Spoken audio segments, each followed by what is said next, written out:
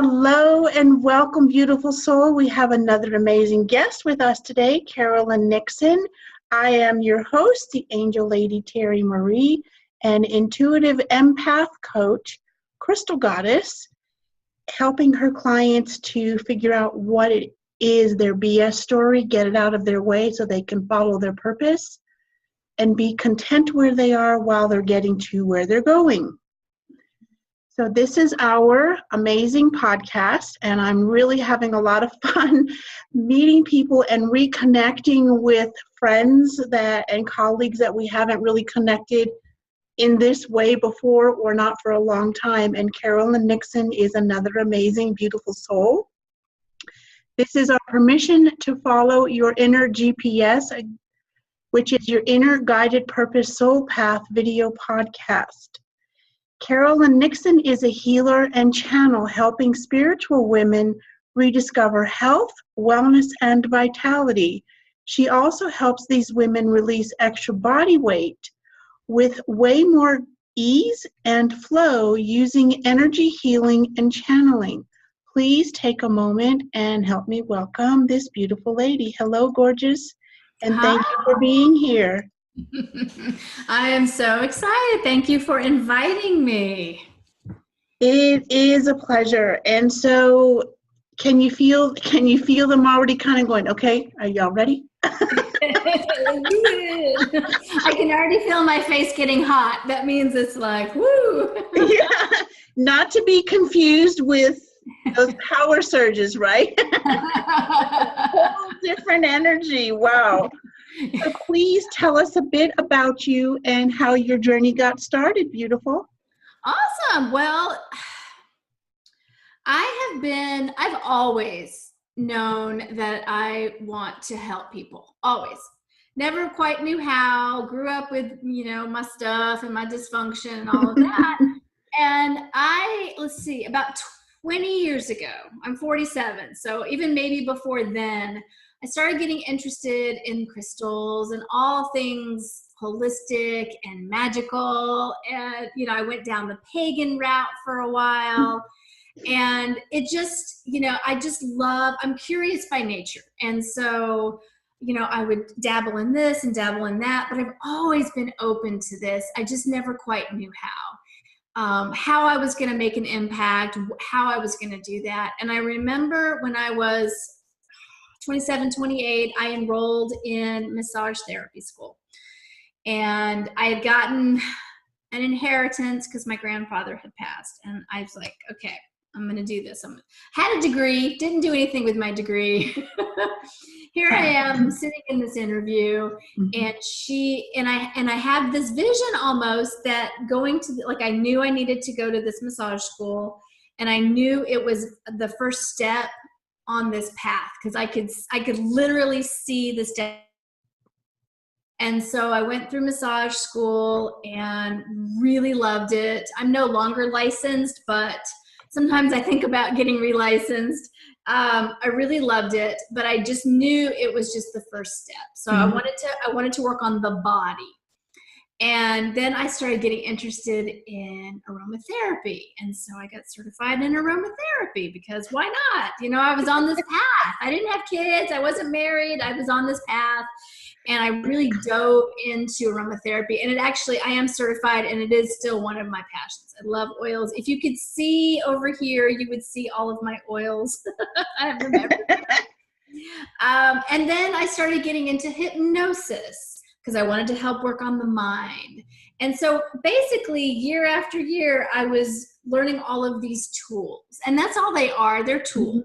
It's one way to reach a goal. And that is, my purpose is so simple. Love your body, get in your body, love your body, live your life. Truly, and think about how hard that is for a lot of us. We might have health challenges, and we have all of these things that we perceive as holding us back from living and being and shining our light. And it is my passion and I work with women mainly. That's just my jam. To really get back in your body, get out of your mind, get into your heart, get into your body, get this earth, because here's the thing, and I think you are on the same page. We are souls, but we're in bodies. We're having a human experience. We chose to be here. I happen to believe we've chosen the body that we're in and the circumstances and things like that. But we're here to experience. We're here to have joy. We're here to have struggle so that we know what joy feels like. Like, we're here to just experience all of it, feel the feels, and then, remember that we're souls in bodies having human experiences, and then let go of all the crap, let go of all the stuff that's not serving us, so that we can create the life that we want or the body that we want. Because I do believe our bodies really want us to be healthy. They want to be vibrant and balanced and all of that. We just don't listen. We don't listen. Or we listen to the wrong things, or not necessarily wrong in some people, but the opposite of what we came here to experience. And I do believe that we came in or brought with us certain agreements. Mm-hmm. How we honor those agreements are totally up to us. Correct. Right. Because there are some horrible things that happen, and I used to question, say, it just did not resonate with me that your souls would agree to experience horrific things. Mm-hmm. And out of some of those things, like being paralyzed, we have great teachers. But that, in my way of understanding things, and I've had conversations with angels, and it's like, it doesn't jive. Mm-hmm. Those freak accidents and things we won't even get into that are just awful. But how we choose to become a great teacher or whatever it is, that is part of free will. It's not predestined. That's my take on it. Oh, absolutely. Absolutely. I believe that we have the free will to choose, do we want to have a tiny fender bender, or do we want to have a full head-on collision? Like we do, I do believe that we have those choices, and we're making choices all day long, every single day. Whether we're conscious of it or not is another thing. And then you throw in past life stuff and you just have a party. Really? Let's have a party. And we're plugged into so much. Yep. And I love working with weight loss. That's sort of my thing right now. I have a program because even us spiritual folks are plugged into so much collective conscious nonsense. Yes. And when you can unplug from that, and it's not as hard to do as people think, when you kind of become conscious of, oh, you mean I can eat this and still, have a body I love? Because people get like, oh, you have to be this way, or you have to be, or you should, or all of that should business. I mean, if you want to do that, that's cool, but you do not have to. You can unplug from that and plug into your own truth. And I believe we all have our own truth. And and if anybody says their truth is the truth, then I don't believe them. Because it's our truth, Right. I usually say, like a truth, not the truth. Right. Because there are different, even within truth, there are different ways. And as long as a truth resonates or aligns with a universal truth, does it really matter what the perspective is?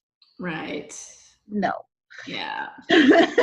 Not really. And your truth can change. I mean, as your experiences and your perceptions and all of that change, and your perspectives and your experiences, then, probably I'm way different than I was even 10 years ago. And I was out there 10 years ago. So even now it's like, it's funny because I'm going full circle, because I started in the body, and then I went to all these beautiful places and started doing Akashic record readings and life purpose readings. And then I'm going full circle and I'm coming back into the body, but my whole perspective has shifted.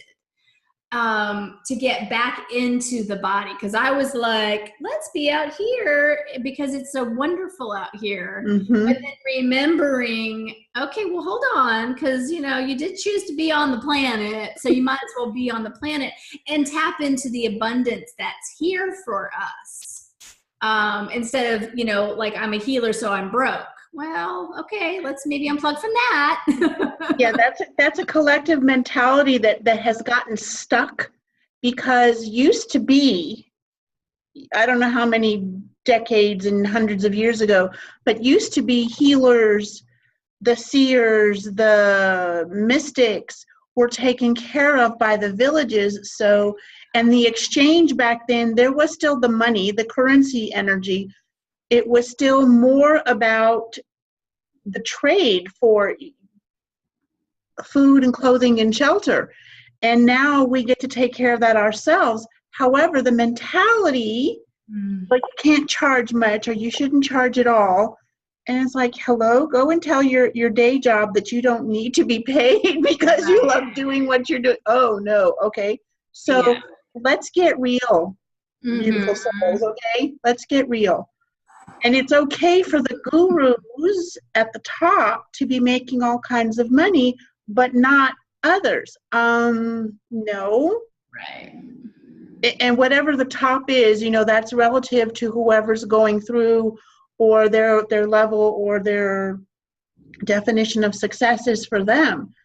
Everybody started at some place, and they most often, now some did, but most often did not start at the top. Right. Right. Well, and think about all the money you've put into training. Like, I've spent a lot of money investing in myself, and I have a business coach, and I work with people, and I am happy to make that energetic exchange. I mean, the modalities alone that I've invested in, because it helps me deepen my work with my clients. So. And here, we talk about the studies and the business coaches and the energy modalities and all of these pieces. We could, and often do, start to do these things intuitively. Knowing that we've taken some training helps the conscious mind stay out of the way.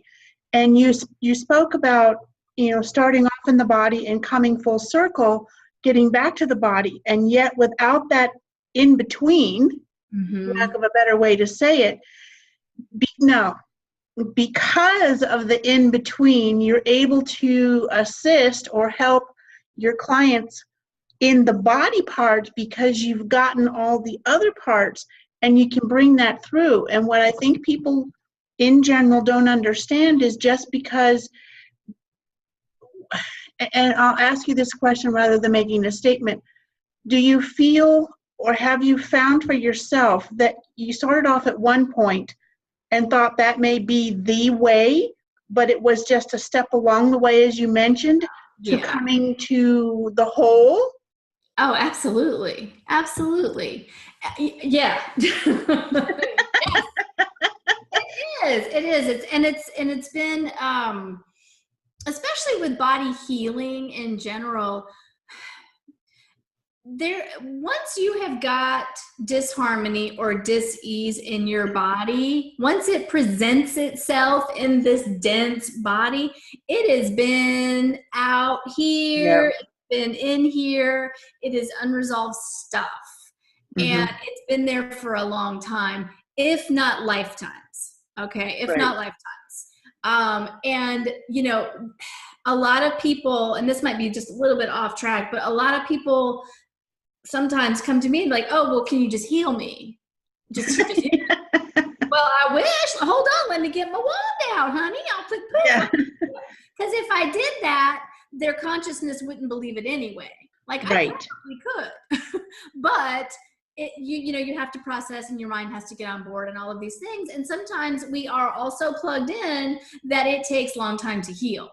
And I've gotten off track, but I just felt like that was important to say, because there is this sort of misconception, like, okay, if you have these gifts, you should do it for free and just heal me. And I don't want to have to relive or look at any of my stuff or any of the choices that I have made or the job that I'm staying in, even though I hate it, or the relationships that I'm staying in, or eating at McDonald's, no offense, McDonald's, but eating that every meal for the last 20 years. And I wonder why I have all of these health conditions.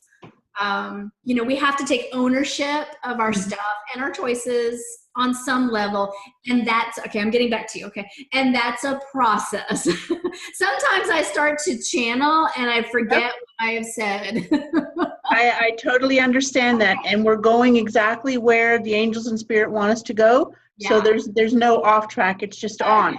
And it's so valid. People in general want something done without them having to do their own part.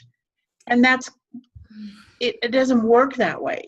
It doesn't work that way. Yet there's also another side where I don't feel, and this is no disrespect to any medical professional, because I'm not a doctor. I don't play one on TV. I don't diagnose. I don't do any of that. Okay, I'm spirit led. But I don't feel that it has to take hours on a psychiatric couch reliving and going through and dredging up. I don't believe it has to do that either. There's a medium. Yes, there is. Balance. There is. In my world, in my view. Well, in this instance, that's all that matters. That's right. That's right. I always speak from my own experience, and I always tell my clients this, and in my Facebook group and everywhere, it's like, I'm getting what I get. If it doesn't resonate, that's cool, because nobody has all the answers. And when you allow yourself and give yourself and make the time for yourself to tune into your own self, you're going to get the answers that are best for you. No one else can do that. Now, do we need help from time to time? If I'm tuning into my daughter and she's got something going on, I'm a hot emotional mess. I am not a clear channel. I can get like this much. And then I have people I reach out to, because I know that my emotions are in the way, even for myself sometimes. Like if I'm too up in it, I need someone else. But for the most part, I do believe that we do have that power to go within and get our own answers. Should we choose to step into that? Because that's a whole new level of responsibility. Which also means we get to unplug from the collective, unplug from anything that we have inherited through emotion and DNA and emotional code healing, whatever that is. Because the moment that our soul says yes, and this is going to be way out on the edge for some people, but okay, let's go there anyway. Let's go there. As soon as the soul says yes, okay, and there is a conception in physical form, guess what, y'all? You're connected to everything in your birth mother's DNA and the collective from your birth father, your biological father's DNA as well. So all of that really neat stuff and all the really not so neat stuff, you're plugged into, okay? Yeah. So even if this is your first time here in physical form, you're picking up a whole lot of rubbish. Yeah. So tell us, please, what was, share at least one of the obstacles or the challenges that you've experienced along the way, and how did you manage that? I was thinking about this. I chose, for whatever reason, because I don't remember, to come into this life with challenges. We all have our challenges. Parents got divorced early. Dad bought a circus. Mom ran off and got married to someone half her age who ended up being a cross-dresser. Like, there was a lot. We moved across country when I was a child. Third husband was, there was a lot. There was a lot of issues. Both of my parents have passed. And that has made me the person I am, because I don't regret any of those experiences. And I've done the therapy thing. I've been down that road probably 30 years ago, 25 years ago, kind of dealt with all that stuff, but it's made me who I am today, which is fiercely independent, which, you know, I saw my mom overcome a lot. But I also saw what she couldn't overcome. And ultimately, you know, she was an alcoholic. And so because of that, I have chosen a different path for myself. My parents were both very unhealthy. I have chosen a different path for myself. My mom always had a weight struggle, and I grew up with that. And for me, this is why I'm so passionate, I feel, for helping other women to lose weight. But it's more important because it's not about the number on the scale. It's not. Because it's all about your perception of it. It's about getting in your body and loving your body. Because you can be, and I was, you know, 110 pounds wet and thought I was overweight and had that crazy going. And I know that there are women who do that. And it's really interesting. Well, I'll tell you a story in just a second, but how you can trigger people. You want to trigger spiritual people, start talking about being overweight, because they all hop on that, saying how you should just love yourself. And I'm like, yeah, you should, but people don't. And I did a post in a Facebook group recently, and boy, people were trying to shut me down. And because I consider myself a bit of a spiritual rebel and misfit, because I don't plug in to a lot of the stuff that a lot of the spiritual community does. I am all about unplugging and not plugging into like moon cycles and Mercury retrograde and all that stuff. Another subject, we can come back. We can come back there. But I'm a little bit of a rebel, and my whole point is to love what you have. And if you want to make changes, if you have gained weight, and you can gain weight for lots of different reasons. There are physical, there are mental, emotional, and there are spiritual. A lot of spiritual women have zero boundaries, and they're super empathic, and they're gaining weight, or they're up in the ethers and their body so wants to ground that it's gaining weight, literally. So there's a lot of aspects to weight.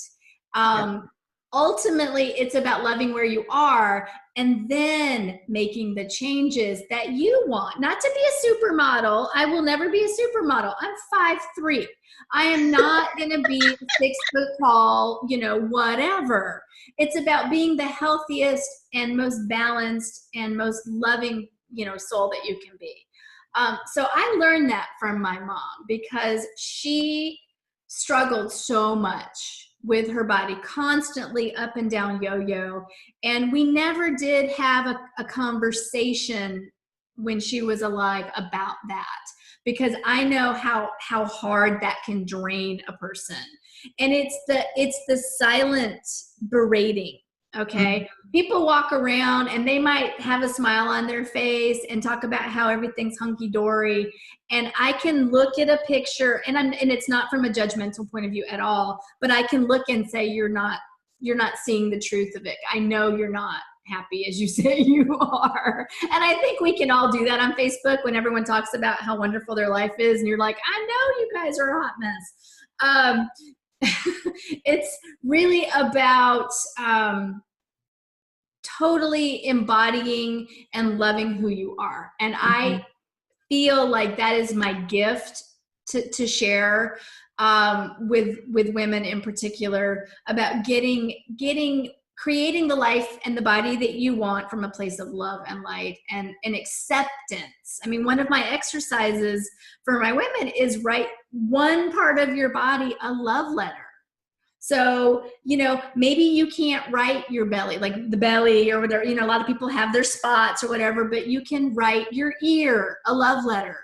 And then what that does is it starts this communication, this dialogue with your body about how awesome your ears are. My ears can hear, and they wear earrings, and, you know, you can go on and on and on, and it brings up your love. And then you write to your nose, and then maybe your lips or your eyes, and then your hair or whatever. And then after several times of doing this, you're getting into the energy of love, self-love, appreciation, gratitude, and watch how your outside world changes as a result. Because when we can do the inside work, the inner work, our outside work will reflect that. Our experience will change because our vibration, our energy has changed. So, long answer. Okay. There's no set choppy thing here, okay? Yeah. So share with us one of your favorite ways to work with your clients. One of my favorite exercises, and it's so simple, yet we don't do it. It's so simple. I always will tell them to just close their eyes. And if you want to do it, you can do it with me. So you just close your eyes. And I always put my hands on my heart and I say, body, body, body, what do you need today? And then I listen.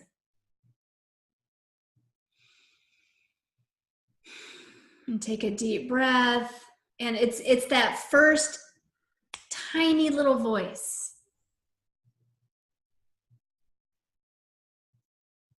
And you can add to that, what do I need? Like in my program, I say, what do I need to lose weight? Or what do I need to feel joy? What do I need to feel healthier? Anything, you can add anything you want. But the key thing is to listen because we're so busy asking. And, and we can do this all day. Like, okay, Spirit, tell me what to do. Tell me what I need. But if we're not listening, there is I don't know if you remember, this is my favorite example. Are you familiar with Steve Martin? He's an actor, he's a comedian. Yes, I'm familiar. Not one of my favorites, but I'm familiar with him. Well, he has a movie. It's really old. It's called The Man with Two Brains. It is old. It's a terrible movie. It's terrible. It's not good. But there's a scene where his wife passes and he has a huge picture of her, like a shrine, and he meets someone new and he's asking his, departed wife, he's like, I just need a sign. Can I meet, can I be with this person? Just any sign. And the picture's spinning and everything in the room is going, no. He's like, any sign? And I think that, it's hysterical because he's just not listening. He doesn't want to hear it. But we do this all the time. We ask for a sign and then we're constantly asking and we're not paying attention. Because sometimes it's not what we want to hear. Well, usually it's not. And usually we discount, especially if we haven't been in our body in a long time. And you say, okay, body, body, body, what do you need? And you hear rest, water, sleep. And it really can be that simple. And it usually is, at least at first. Once you build the connection and are really taking the time and doing this on a daily basis or even several times a day, you'll get deeper, longer answers. You might hear you need vitamin D or whatever. And that's when you build that intuitive connection with your body. But for most folks, we don't pay attention to our body until we are, having a heart attack. And then it's like this big wake up call, like, where did this come from? Well, it's like, excuse me, hello. Okay, now you have a headache. Okay, excuse me. Now you have heartburn. Okay, hello. And then it gets louder and louder. And, you laugh because it's funny, but it's so spot on. We ask and ask and ask and ask. And then if you're not open to receiving or listening, as you're saying, then stop asking. Right. And it is one of the easiest things that we can do for ourselves is to just listen. It's like ask and then listen and then do it. And then do it. I always laugh because one of the things, if you haven't noticed, is I like to bring a sense of lightness and humor to my work because I am a very spiritual person, but I'm kind of a smartass. And I love to bring these concepts so that people can understand how ridiculous we are. We say we want this or that, yet we're watching Netflix for hours and hours and hours and hours. And I'm like, you gotta get off your couch, or I'll say, I can't lose weight for you. I wish I could, I'd make a fortune. But it's like bringing that, we can think about losing weight all day long. but are we losing weight? Maybe. I mean, maybe, but probably not. Most often when we're thinking about what we want, we're actually focusing on the lack of or the having it in this instance of the numbers of the weight. If someone is thinking about losing it, what they're actually thinking about is how much is on their body and how much they hate it. So we get to focus on, okay, that's it. Now, how do I turn that around to really focus on what it is I truly want rather than the opposite of what I want, which is most of what we often end up manifesting is the opposite of. Well, because what we think about constantly, we're giving energy to, you know, and it doesn't have to be as hard as, you know, people are plugged in, you know, we're plugged right. And that's where I come in, is because I can be the cheerleader and I can do the energy work, and we can release the oaths and the vows and the contracts, and we can activate the DNA, and we can do all that cool stuff, all that stuff that people love, because it's like, oh, I love it. I love being out here. I love this experience. But then I'm able to go in and channel, okay, well, this is the exercise that your body needs at this time. And this is what we need to do with your food. And, you know, and it's not diagnosing. There's a fine line. You have to be careful. It's not diagnosing. It's channeled from spirit. But I also help my clients tune into themselves so that at the end of our time, they can go off and be their own, you know, be their own psychic, because we're all intuitive. It's just a matter of whether we're listening. Again, we're coming back to listening. So that sounds like the biggest takeaway, ladies and gentlemen. Listen. And it's also, you know, I call it active listening in a sense, because while we're here, I'm not thinking of the next question to ask Carolyn. I'm not thinking of what to say next. I'm listening to her. This has taken, because I made it, take a back seat, because this is her time. So when you're speaking with someone, anyone, and hear them, whether or not they return the favor or the respect, that's on them. But you are actually hearing, and that's the first step, one of the first steps to actually using these things to hear spirit and angels. Is that a fair thing to say? I think that you're right on. That's very true. And we all can do better, you know. And I think about myself with my kids, and sometimes I'll be doing something and I'll be really focused, and one of my kids will walk in and they'll interrupt. And because kids do that, you know, or my husband, and I'm getting better. I'm getting better because I'm human, you know. I will just stop and I won't look at it anymore. I won't look at my screen while someone's talking to me. Even if they've interrupted me, I might say, can you hang on one moment and let me finish this? Because you don't want to, you know, people interrupting you either. And then I turn and I look them in the face, in the eyes, and say, no, pardon, what were you saying? And then I try really hard to really listen to what they have to say. And I feel like that's something that we all, that's what I'm hearing. We all need to be better about that, because sometimes we're so in our head what we want to say next or what we're doing that is so important, but then we're missing an opportunity to connect with someone on a heart-to-heart level. And that's all part of following your own inner GPS, and you're doing that so well. Thank you so much for sharing so much of your journey and how you work with your clients, and just how you go about your day, about asking and then listening. Perhaps you'd like to come back again at some point and we can talk about different parts of the journey in more depth and go on from there. Would that be all right with you? Oh, I'd love to. I would love to.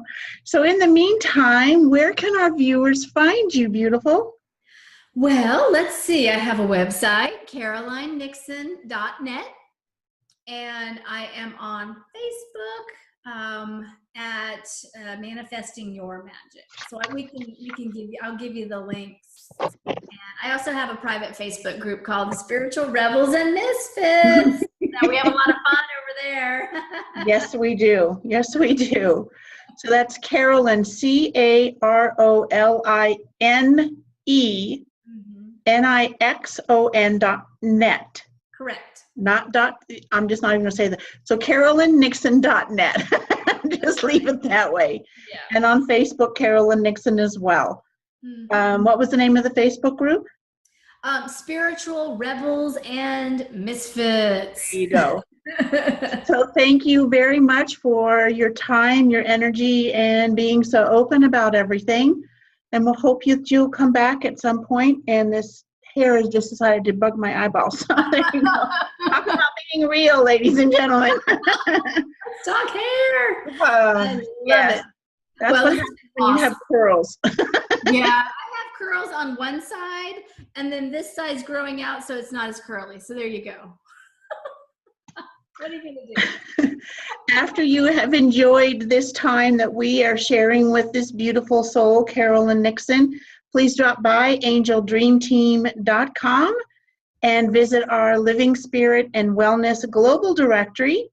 There are spiritual leaders, readers, healers, consultants, coaches, animal healing energy, and stop it.